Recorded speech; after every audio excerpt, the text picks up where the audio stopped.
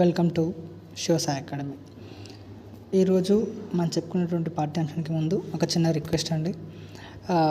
మా వీడియోని అందరూ చూస్తున్నారు, ఆదరిస్తున్నారు, కానీ సబ్స్క్రైబ్ చేసుకోకుండా చాలామంది చూస్తున్నారు. 80% మెంబర్స్ సబ్స్క్రైబ్ చేసుకోకుండానే చూస్తున్నారు. మీరు కొద్దిగా మమ్మల్ని సబ్స్క్రైబ్ చేసుకుంటే మాకు కూడా హెల్ప్ఫుల్గా ఉంటుంది. కాబట్టి సబ్స్క్రైబ్ చేసుకోండి, మమ్మల్ని ఆదరించండి. ఈరోజు పాఠ్యాంశం మంజీరా.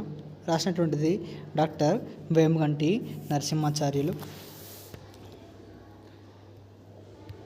ఇక్కడ పాఠం ఉద్దేశం తీసుకుంటే, మంజీరా నదిపై నిర్మించబడిన నిజాం సాగర్, సింగూర్, గణపురం ప్రాజెక్టులు అన్నదాతలకు అండగా నిలుస్తాయి. మంజీరా నదిపై నిర్మించినటువంటి ప్రాజెక్టులు ఏంటి అని చెప్పి అడిగే ఛాన్స్ ఉంది. నిజాం సాగర్, సింగూరు, గణపురం ప్రాజెక్టులు అనేటువంటివి మంజీరా నదిపైన నిర్మించినటువంటి ప్రాజెక్టులుగా మనము చెప్పుకోవచ్చు. పాఠ్యభాగ వివరాలకు వెళ్తే, ఈ పాఠం గేయ ప్రక్రియకు చెందినది. గేయం పాట పాడుకోవడానికి వీలుగా ఉండేదాన్నే మనం గేయంగా చెప్తాం. ఇది మాత్రా ఛందస్సులో ఉంటుంది. అంటే మాత్రా ఛందస్సుకు సంబంధించినటువంటిది. ఇది కూడా మాత్రా ఛందస్సులో ఇది ఉండడం అనేటువంటిది జరుగుతూ ఉంటుంది. డాక్టర్ వేముగంటి నరసింహాచార్యులు రాసిన మంజీరా నాదాలు అనే గేయ కావ్యంలో అనేది. దేంట్లో నుంచి తీసుకోబడింది?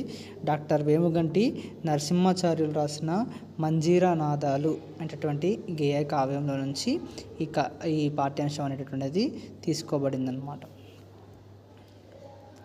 డాక్టర్ వేముగంటి నరసింహాచార్యులు సిద్దిపేట జిల్లాలోని సిద్దిపేటలో రామక్క రంగాచార్యులు అనే దంపతులకు జన్మించాడు.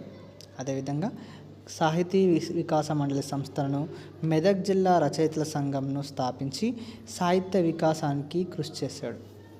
ఏమేమి స్థాపించాడైనా?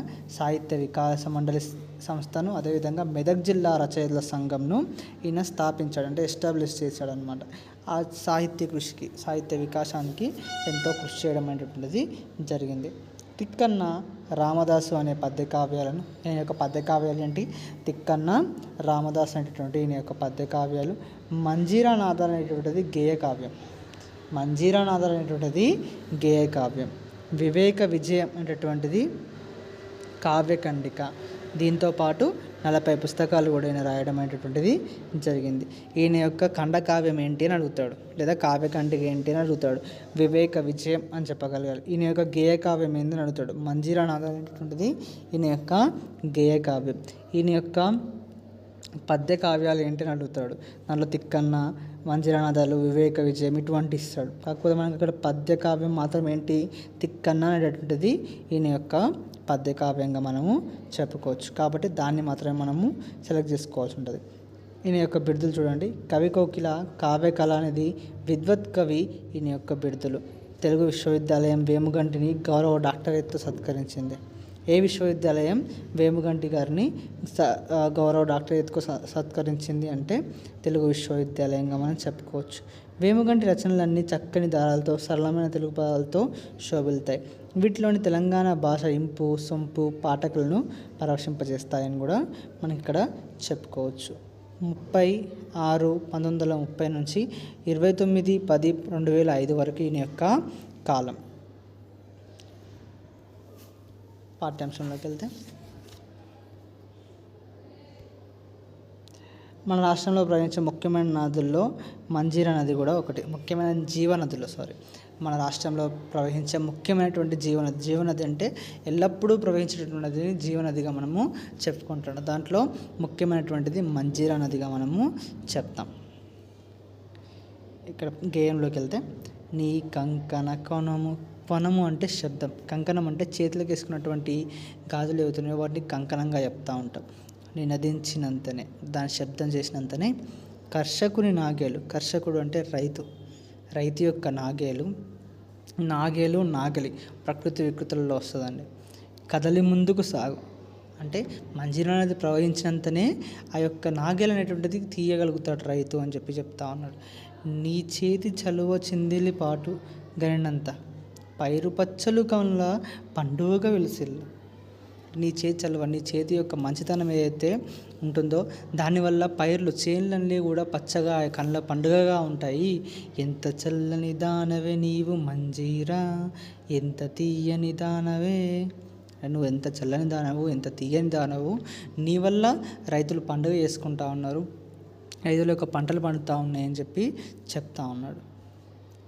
గిడసబారిన పుడమి ఎడద కరిగించెదవు అంటే ఎండిపోయినటువంటి భూమి, పుడమి అంటే భూమి, ఇక్కడ గిడసబారిన అంటే ఎండిపోయినటువంటి భూమి, ఎడద అంటే దాని హృదయాన్ని కరిగిస్తావు. ఎవరిని అంటున్నాడు ఇక్కడ కవి? మంచిర్యాల నదిని అంటున్నాడు. దాని హృదయాన్ని కరిగిస్తావు. చేదైన నేలలో చెరుకు పండించెదవు అంటే మనం డైరెక్ట్గా నేలని ఏమి చేసుకోలేం, కాకపోతే దాంట్లో పండించినటువంటి తీయనటువంటి చెరుకుని మనము తినగలుగుతూ ఉన్నాం. ఇక్కడ కవి అదే చెప్తాను, చేదైన నీళ్ళలో కూడా నీవు చెరుకు పండించెదవు అంటున్నాడు. చేవగలిగిన మట్టి జీవకణములు తెచ్చి, చేవ అంటే శక్తి. ఇక్కడ గుర్తుపెట్టుకోవాల్సింది ఏంటంటే, నది ప్రవహిస్తున్నప్పుడు ఎక్కడెక్కడి నుంచో మట్టిని తీసుకొస్తుంది. ఆ మట్టి దాన్ని ఒండ్రు మట్టిగా చెప్తూ ఉంటాం మనం. ఆ మట్టి వల్ల ఏమవుతుందంటే సారవంతమైనటువంటి కణాలను తీసుకొని వస్తుంది అది. అంటే ఎక్కడెక్కడి నుంచో ప్రవహిస్తూ వస్తుంటుంది కాబట్టి ఆ మట్టిని మనము పంట పొలాల్లో ఎరువుగా కూడా ఉపయోగిస్తూ ఉంటారు రైతులు. అందుకే శక్తి కలిగినటువంటి మట్టిని తీసుకొచ్చి జీవకణములు తీసుకొని వస్తూ ఉన్నావు. పొలముకు ఎరువుగా బలము చేకూర్చెదవు. ఆ మట్టిని తీసుకొచ్చి పొలానికి బలాన్ని చేకూరుస్తూ ఉన్నావు, నువ్వు ఎరువుగా ఉపయోగించడానికి చేస్తూ ఉన్నావు. ఎంత చల్లని దానవే నీవు మంజీరా, ఎంత తీయని దానవే. ఈ విధంగా ఆ తర్వాత, ఆనాడు కుతుబు సుల్తాను నిలిపిన పురము, కుతుబు రాజు ఎవరైతే ఉన్నాడో కుతుబ్ సుల్తాన్, ఆ కుతుబ్ సుల్తాన్ నిలిపినటువంటి పురం అంటే పట్టణం లేదా సిటీ, నగరంగా మనం చెప్పుకుంటూ ఉంటాం. భాగ్యనగరములోన వసించు పౌరులకు, భాగ్యనగరంలో ఉన్నటువంటి పౌరులకు పంచదారను బోలు మంచి నీరొసగదవు. పంచదారను బోలు అంటే పంచదార లాంటి తీయని నీటిని ఇస్తూ ఉన్నావు. భాగ్యనగరంలో ఉన్నటువంటి ప్రజలకి పంచదార లాంటి తీయని నీరు ఇస్తున్నావు. ఒకప్పుడు కాదు, ఇప్పటికీ కూడా మంజీరా నది నీళ్ళు మనకి ఇక్కడ రావడం జరుగుతూ ఉంటుంది. అందుకే కొంతమంది మంచినీళ్ళని మంజీరా నీళ్ళని కూడా చెప్తూ ఉంటారు, అంత ఫేమస్ అన్నమాట. ఆ పల్లెటూరులో నుంచి అటు నుంచి నది సిటీ వరకు వచ్చి సిటీలో ఉన్నటువంటి ప్రజలందరికీ కూడా మంచినీళ్ళు, ఎంత తీయని మంచినీళ్ళు, పంచదారను పోలినటువంటి తీయని మంచినీళ్ళని ఇస్తున్నావు. ఎంత చల్లని దానవే నీవు మంజీరా, ఎంత తీయని దానవే. పల్లెటూళ్ళను కూర్మి తల్లి వలె లాలించి, స్నానపానాదులను సమకూర్చెదవు నీవు. ఇక్కడ పల్లెటూళ్ళ గురించి, పల్లెటూళ్ళను కూర్మి అంటే ప్రేమగా తల్లి వలె లాలించి, తల్లిలా చూసుకుంటావు పల్లెటూళ్ళని. స్నానపానాదులను సమకూర్చెదవు నీవు అంటే స్నానానికి కావచ్చు, మనం నిత్య అవసరాలకు కావచ్చు, ఆ నీళ్ళని ఇస్తావు పల్లెటూళ్ళకి.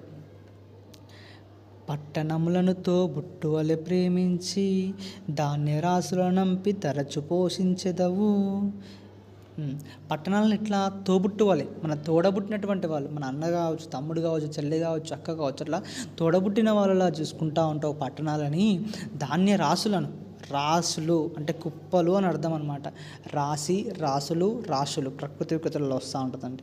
అట్లా ధాన్య రాసుల కుప్పల్ని పంపించి తరచు అంటే ఎప్పటికీ పోషిస్తానే ఉన్నావు నువ్వు భాగ్యనగరాన్ని, ఈ పట్టణాల సిటీ ఏవైతే ఉందో ఆ సిటీని ఎల్లప్పుడూ కూడా పట్టణాన్ని పోషిస్తూ ఉన్నావు. అటువంటి దానివి నువ్వు. ఎంత చల్లని దానవే నీవు మంజీరా, ఎంత తీయని దానవే.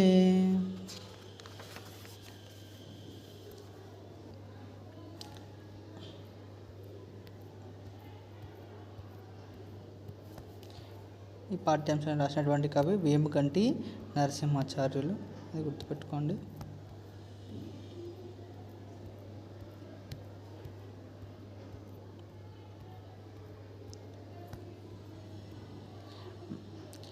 టిఎన్ సదాలక్ష్మి, ఈమె గురించి మనకి ఇక్కడ ఇవ్వడం జరిగింది, ఒకసారి చూసుకుందాం. 1944వ సంవత్సరంలో ఈమె బండి కట్టుకొని మరి అంబేద్కర్ మాటలు వినాలన్న కోరికతో బొల్లారం నుంచి వెళ్ళడం జరిగింది. సికింద్రాబాద్ బొల్లారంలోని మహతర్ బస్తీలో 1928 డిసెంబర్ 25న సదాలక్ష్మి పుట్టింది. తండ్రి కొండయ్య, తల్లి కర్రే గోపమ్మలకి ఈమె 9 మంది సంతానంలో 7వ బిడ్డగా జన్మించడం అనేది జరిగింది. దళిత ఉపకులమైనటువంటి మహతర్. దళిత ఉపకులం ఏంటి? మహతర్ అనేటటువంటిది కూడా దళిత ఉపకులంగా మనము చెప్పుకుంటాం. ఆ కులం నుంచి వచ్చినటువంటి వ్యక్తి సదాలక్ష్మి, టిఎన్ సదాలక్ష్మి గారు. ఈయన 1952లో దేశంలో మొట్టమొదటిసారిగా నిర్వహించినటువంటి సార్వత్రిక ఎన్నికల్లో రిజర్వ్డ్ అభ్యర్థిగా నిలబడింది. అంటే వాళ్ళకి రిజర్వ్ చేసిన సీట్లు ఉంటాయి కదా, ఆ రిజర్వ్డ్ అభ్యర్థిగా నిలబడింది సదాలక్ష్మి. ఎంతోమంది రాజకీయవేత్తలు కావచ్చు, నాయకులు కావచ్చు, ఈమె వాళ్ళందరినీ దాటుకొని ఈమె శాసనసభకు ఎన్నికవ్వడం అనేది జరిగింది 1952లో. సాంఘిక సంక్షేమ శాఖ మంత్రిగాను, దేవాదాయ శాఖ బాధ్యతలు కూడా ఈమె నిర్వహించడం అనేది జరిగింది. అట్లా నిర్వహించినటువంటి తొలి దళిత మహిళా మంత్రిగా, డిప్యూటీ స్పీకర్గా సదాలక్ష్మి రాష్ట్ర రాజకీయ వ్యవస్థపై ఒక బలమైన ముద్ర వేయడం అనేది జరిగింది. సాంఘిక సంక్షేమ శాఖ మంత్రి, దేవాదాయ శాఖ మంత్రి బాధ్యతలు నిర్వహించినటువంటి తొలి దళిత మహిళ. ఇక్కడ గుర్తుపెట్టుకోవాల్సింది తొలి దళిత మహిళగా మనం చెప్పుకుంటున్నాం. డిప్యూటీ స్పీకర్గా కూడా ఈమె పనిచేయడం అనేటువంటిది కూడా జరిగింది. 1969లో జరిగినటువంటి తెలంగాణ ఉద్యమానికి కూడా ఈమె నాయకత్వం వహించడం అనేది జరిగింది. బంగారు వెండి నగలు కరిగించి మరి ఆ అమ్మిన డబ్బులతో ఉద్యమానికి ఎంతో సహాయం చేసినటువంటి వ్యక్తి.